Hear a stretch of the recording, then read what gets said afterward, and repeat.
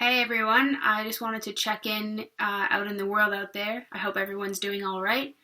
I just wanted to make a little video to clarify some of the language that I use when I'm doing card readings or energy readings or healings or really any of my work. And I'm talking about the use of the words the divine feminine and the sacred masculine. And when I talk about these things, I'm talking about them as energetic aspects. And they literally have nothing to do with sex, gender, or your physical representation of yourself.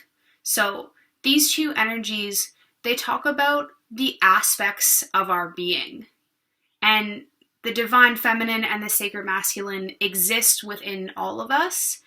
And whether one energy is more present in the other than the other at a certain time or in general, it just speaks to how we might interact with our outer worlds as well as our inner worlds.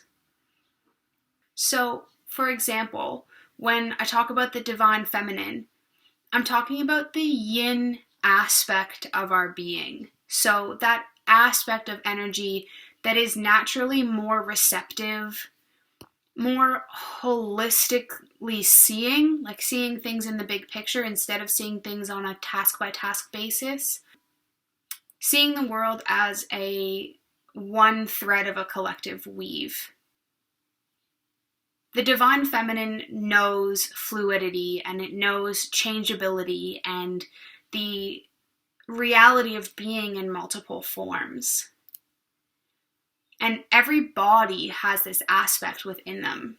So whether you are assigned female or your sex is assigned as female but you identify as male, or you're intersex or you're trans, and however you identify in the world and however you see yourself as human in the world, even if you don't know what you are and you just know that you're a human being and you're human because you wake up in the morning and you breathe air, it doesn't matter.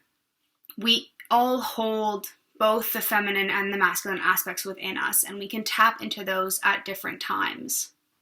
For the divine feminine, some of those traditional aspects of that energy include your intuition, or your use of collaboration instead of doing things independently or doing them solo.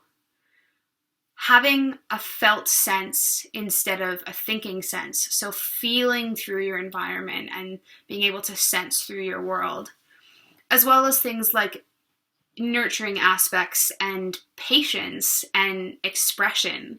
Those are all aspects of the divine feminine. So this concept applies to the sacred masculine as well.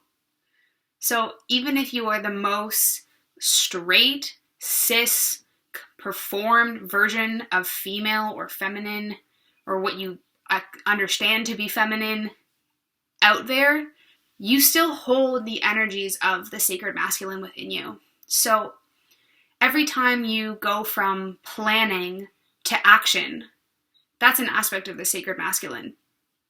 Or when you create firm boundaries and you use the reasoning and the logic part of your brain to hold yourself to those boundaries and to respect yourself, to be clear about those boundaries and to be firm about them, that's also an aspect of the sacred masculine.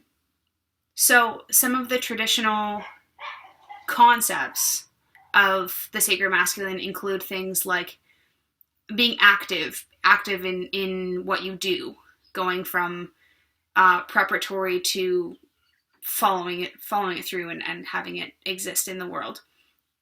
Using logic to reason with things, your aspect of resilience, as well as things that are outward moving. So even your concept of being extroverted versus introverted, that extro, that out into the world, or things like letting go and moving forwards instead of taking them in to process, that's an aspect of the sacred masculine. So I wanted to express that we're not polarities. We are not male and female or masculine and feminine. And when I talk about the divine feminine and the divine masculine, I'm not talking about whoever you identify as or what you identify as, because every single person is a blend and it is a spectrum, and no human being is just masculine and feminine, and no human being just holds one of those energies within them. And on top of that, if you don't already know this, the idea that the sex that we're assigned at birth is supposed to go hand in hand with the gender that we identify with, which is supposed to reveal our way of being based on these concepts of what is masculine and feminine, is totally made up. And that's a collectively learned pattern. So we're human, and whatever we like and whatever we identify with is who we are. It has nothing to do with what we're assigned and what constructs we're trying to be squeezed into. Whatever energies and expression and reality you feel is the most you is your truth, and that's what makes you worthy of love and worthy of a harmonious existence with everyone else on this planet. So I just wanted to illuminate that when I'm talking about the divine masculine and the sacred feminine, or the divine feminine and the sacred masculine, it is about the energy, and it's not about identifying something concrete. So sometimes I'll be speaking in a video, and whatever energy is speaking to you is what you need to hear at this moment, and don't worry so much about the label.